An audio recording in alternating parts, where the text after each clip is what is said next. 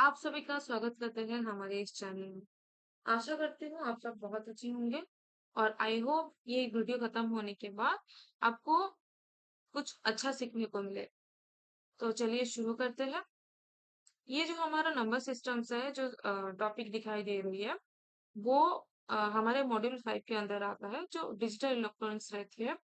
तो अगर हम लोग नंबर सिस्टम की बात करेंगे तो नेचुरली हमारे पास बहुत सारे नंबर्स है ना। जैसे कि हो गया whole number, natural numbers, integers. ये सारा हमारा जो नंबर्स है, ये नंबर सिस्टम में आता है। लेकिन जो डिजिटल इलेक्ट्रॉनिक्स में नंबर सिस्टम की बात करेंगे, वहां पे हमारा बेसिकली चार नंबर सिस्टम रहेंगे। जैसे हो गया हमारा octal, decimal, binary and hexadecimal.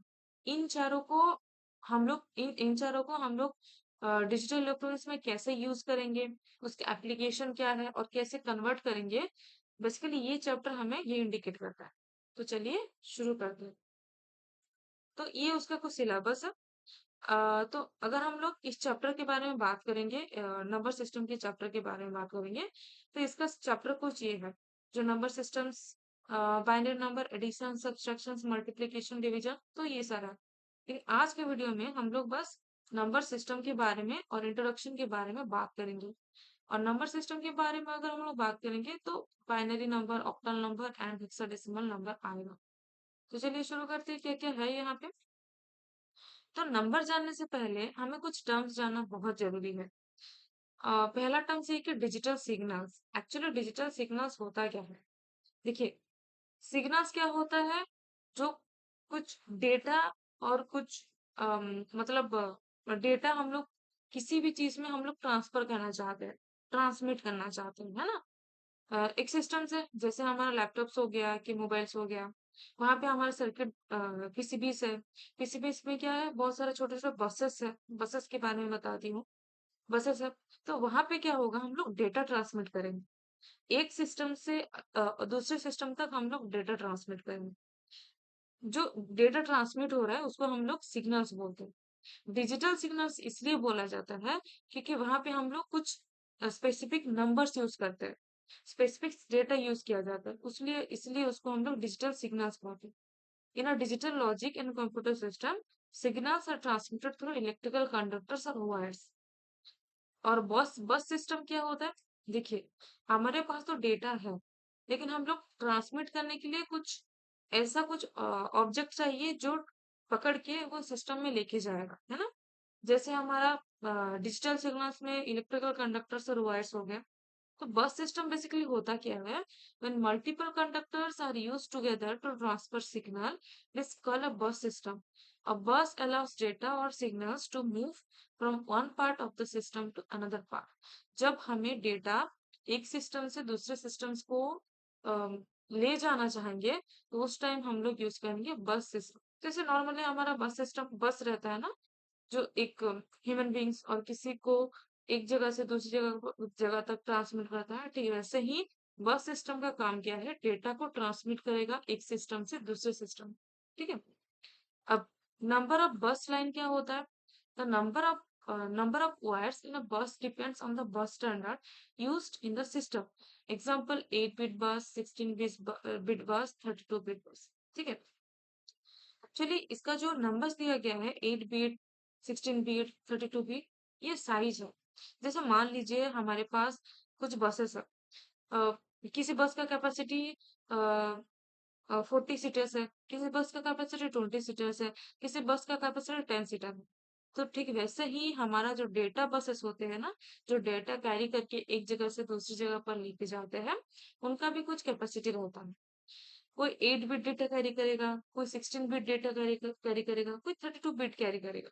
तो उस बिट के हिसाब से हम लोग उसको स्पेसिफाई करके रखेंगे। तो उसको हम लोग बोलते हैं नंबर ऑफ बस लाइन्स। अब आएगा लॉजिक स्टेट्स। लॉजिक स्टेट मतलब जो हमारा सिस्टम्स है, जो अंदर हमारा जो माइक्रो प्रोसेसर या फिर जो प्रोसेसर है या फिर पीसीबीस है, वो लोग किस लॉजिक पे काम कर रहे हैं। तो उस लॉजिक, वो लॉजिक दो स्टेट के होते हैं। एक होता है लॉजिक जीरो, दूसरा होता है लॉजिक वन। लॉजिक जीरो मतलब लो वोल्टेज है, यानी कि सिस्टम पूरा ऑफ है, यानी कि स्विच ऑफ कंडीशन में है। लॉजिक वन मतलब हाई वोल्टेज, यानी कि ऑन है, मतलब स्विच ऑन कंडीशंस में। ठीक है? इसके बारे में आगे और बहुत अच्छे से डिस्कस करेंगे। अब दूसरा है हमारा बाइनरी डेटा। अब बाइनरी डेटा क्या है? हमें ये पता है कि अगर कहीं पे 01 लिखा है, मतलब हमें ह्यूमन बीइंग्स को अगर कहीं पे 01 लिखा है तो 01 हम लोग उसको रीड करें। कहीं पे 456 लिखा है तो हम लोग उसको 456 ही पढ़ेंगे, ठीक है? लेकिन हमारा जो कंप्यूटर है, हमारा जो मशीन है, वो ये नंबर नहीं पढ़ सकता। उसको आप लोग जितना भी इंस्ट्रक्शन दोगे, जितना भी कुछ देना चाहोगे, अगर आप लोग प्रोग्रामिंग भी करोगे तो वो 01 फॉर्म में ही उसको रीड करेगा। उसके अलावा वो कुछ रीड ही नहीं करेगी। यानी कि अभी तक हमारे पास जितना भी सिस्टम है, जितना भी इंस्ट्रक्शन है, वो 01 फॉर्म में ही है। तो इसलिए हम लोग बाइनरी डेटा को कंसिडर करते हैं ताकि हम भी उसको समझ सके और हम लोग उस बाइनरी डेटा को कैसे यूज करके सिस्टम को हम लोग दे सके ताकि सिस्टम हम जैसे चाहे वो वैसा काम कर सके। ठीक है? जैसे यहाँ पे एग्जांपल दिया गया है। Information in a digital system is represented using binary number. Binary data consists of sequence of 0 and 1. Example 01 ये 01 फॉर्म में रहेगा। अब difficulty of binary number. Binary number में क्या क्या डिफिकल्टी है? अब देखो, बाइनरी नंबर है हमारे पास, लेकिन बाइनरी नंबर का कुछ लिमिट्स नहीं है। Large binary numbers are difficult for human to read and work with. ठीक है? अभी जो यहाँ पे एग्जांपल्स हमारा कुछ दिया गया है, 111111, इसको अगर हम लोग रीड करेंगे, ये ह्यूमन बीइंग अगर रीड करेगा तो 11 लाख 11 लाख 11,000 1100 11 ऐसे कुछ पढ़ेगी, ठीक है? लेकिन ये वाला तो ये तो मशीन नहीं पढ़ सकता ना, तो इसलिए हम लोग तो ये हमारे लिए बहुत डिफिकल्ट हो जाता है, ठीक है? तो पहले हम लोग देखते हैं डेसिमल नंबर किसको कहते हैं। डेसिमल वही है जो हम लोग नॉर्मल यूज करते हैं। जैसे हमारा सपोज एक नंबर है, the decimal numbers that we are all very familiar with us. The base is 10 systems. Example 5, 12, 345, 1000. कोई भी नंबर, कोई भी नेचुरल नंबर्स हम लोग उसको डेसिमल नंबर ही कहते हैं क्योंकि उसका बेस 10 होता है। और हम लोग बोल सकते हैं कि उसका वेट होता है 10। ठीक है?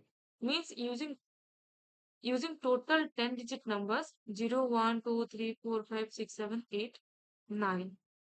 तो डेसिमल नंबर में क्या होता है, एक टोटल 10 नंबर को ही 10 डिजिट नंबर को यूज करता है। In this system the weight of each digit is 10 times is greater as the digit immediately to its rights. अब देखो, हम लोग डेसिमल नंबर रिप्रेजेंट कैसे करते हैं? सपोज यहाँ पे 345 लिखा है। अब हम लोग तो 345 नहीं पढ़ेंगे, इसको हम पढ़ेंगे 345। तो 345 मतलब उसका प्लेस वैल्यू क्या हो गया? 300, इसका हो गया 40, इसका हो गया 5 इंटू 1, इट्स 5। तो ये उसका प्लेस वैल्यू है, इसको हम लोग नेचुरली पढ़ते हैं, ठीक है? The right most digit of the decimal integer is the unit place, that is 10 power 0, and 10 power 0 will be our 1. We use the suffix 10 to indicate that the number is decimal. So decimal number को हम लोग ऐसे represent करते हैं। 179 base of 10, 255 base of 10, है ना? तो अगर हम लोग इस इमेज की बात करेंगे तो इधर देखिए 1 2 3 4.5678, ठीक है? तो हमें ये पता है कि अगर हम लोग राइट से लेफ्ट जाएंगे तो हमारा जो 10 का पावर है वो इंक्रीज होते होते जाता है। फर्स्ट आएगा 10 पावर 0, फिर 10 पावर 1, 10 पावर 2 करके करके वो बढ़ते बढ़ते जाता है। अब इधर क्या होगा, ये माइनस होते होते जाता है। 10 पावर -1, 10 पावर -2, 10 पावर माइनस, ये जो कन्वर्जन है, ये कन्वर्जन के टाइम अच्छे से आपको समझ में आएगा, ठीक है? अब दूसरा नंबर है हमारे पास बाइनरी नंबर। अब बाइनरी नंबर क्या इंडिकेट करता है? Binary number is a 0 and 1। ये हम सबको पता है। 0 and 1 is our binary number. But actually binary number होता क्या है? देखो, हर चीज का in the binary system base two the weight of each digit is 2 times is greater as the digit immediately to its right. तो जैसे हमारा डेसिमल नंबर था, डेसिमल नंबर में क्या था, उसका वेट 10 था। मतलब जितना वो लेफ्ट होते-होते जाएगा, उसका नंबर ऑफ वेटेज इंक्रीज़ होते-होते जाता है ना?